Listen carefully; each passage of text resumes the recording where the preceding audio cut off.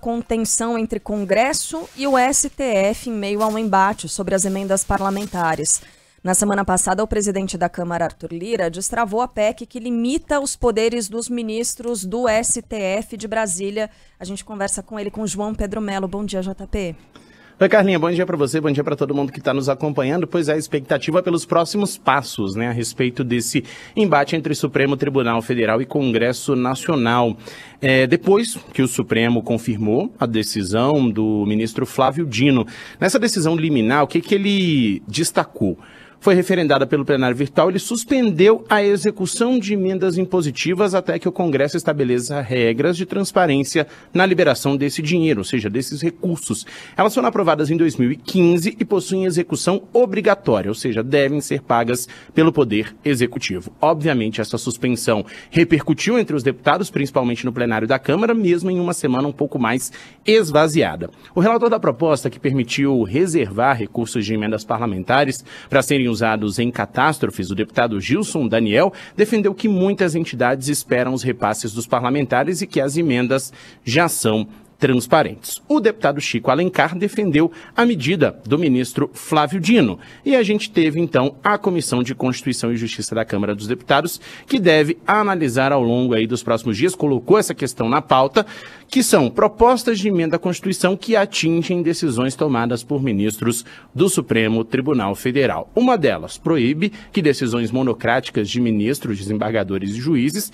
que suspendam a validade de leis e de atos dos presidentes da República, da Câmara e do Senado sejam tomadas, ou seja, proíbe esse tipo de decisão. A outra PEC permite que o Congresso suspenda qualquer decisão do Supremo, caso considere que a medida avançou a função jurisdicional da Corte. Ou seja, são dois assuntos polêmicos que estão entrando na pauta a partir de agora como uma espécie de resposta ao que decidiu o Supremo Tribunal Federal na última semana e que a gente espera que tenha um avanço ao longo dessa semana diante, obviamente, do que aconteceu na semana passada. Mas a gente lembra, muitos parlamentares estão em campanha nas próprias bases eleitorais, exatamente por conta da eleição do mês de outubro, então fica um pouco mais difícil desse tipo de assunto avançar dentro do Legislativo. Claro que a gente começa a semana com essa expectativa e hoje, inclusive, tem previsão de uma reunião entre o presidente Lula e os líderes tanto do governo na Câmara, no Senado e no Congresso para discutir o que será votado no Congresso ao longo dessa semana. Essa reunião é tradicional, acontece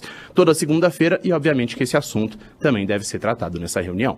Perfeito, JP. Até mais tarde. Um beijo para você. Bom trabalho. Até, beijão. Valeu. Olha, em entrevista ao Canal Livre da Band, o ministro Gilmar Mendes defendeu que a falta de transparência das emendas parlamentares é inconstitucional e disse encarar com naturalidade a divergência entre o Congresso e o Supremo.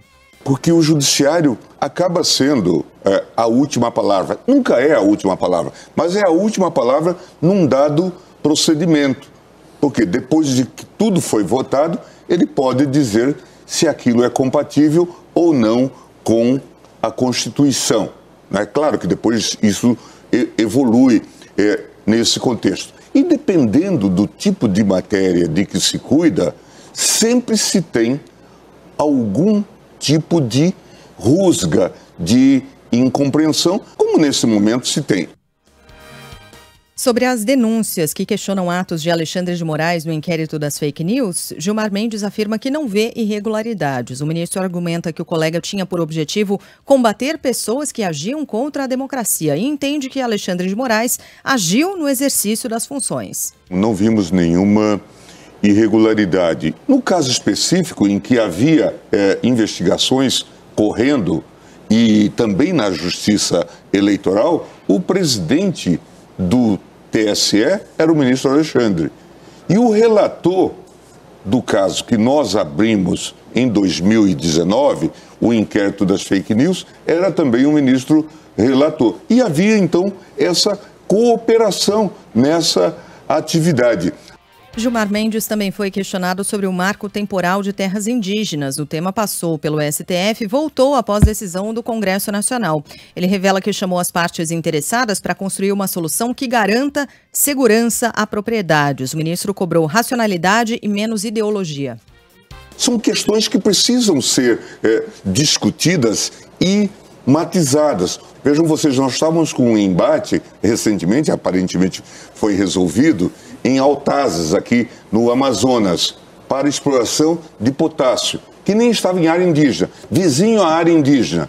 Nós estamos importando potássio de uma área indígena no Canadá. Não seria mais racional, eventualmente, permitir a exploração de minério nessas áreas?